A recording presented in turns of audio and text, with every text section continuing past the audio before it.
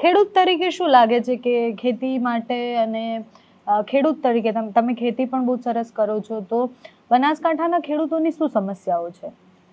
બનાસકાંઠાના ખાસ કરીને કે દાખલા તરીકે મોંઘવારી, કે આજથી 10 વર્ષ પહેલાં જે મોંઘવારી હતી એમાં આજમાં રાત દિવસનો ફરક છે, બરાબર?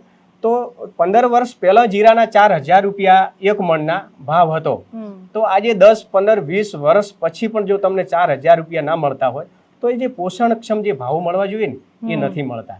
એટલે એ સૌથી મોટી, એટલે કે જે તમારો ખર્ચ અને આવક વચ્ચેના જે બે છેલ્લા આવેલા ધ્રુવ છે ને એ નથી મળતા, આવી કન્ડિશન છે. હા, પાણી મળી જાય અહીંયા? પાણી મળે, આમ મોસમમાં પાણી મળે, પણ એટલું કે આમ ભરપૂર પાણી મળે એવું નહીં અને સાવ નથી મળતું એવું નહીં, બધું છે. એટલે ખરેખર ઓલું જે રણમાં ખીલ્યું ગુલાબ હોય છે બનાસકાંઠા માટે તો બહુ જ બધી સ્ટોરી પછી આપણને એવું જ લાગે કે આ રણમાં ખીલ્યું ગુલાબ જ છે, કારણ કે બનાસકાંઠામાંથી બહુ જ બધા એવા વ્યક્તિત્વ નીકળ્યા છે.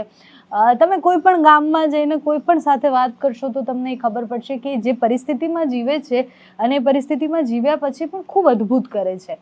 એને એક બનાસ માટેનું એક કોઈ શાયરનું મને યાદ છે કે બનાસકાંઠો છે ને એવું કહેવાય કે અત્તર ખુશ્બુ ગઝલ શાયરી વિશ્વ મહી વખણાતા, સૌથી પ્યારો સૌથી ન્યારો મારો બનાસકાંઠો.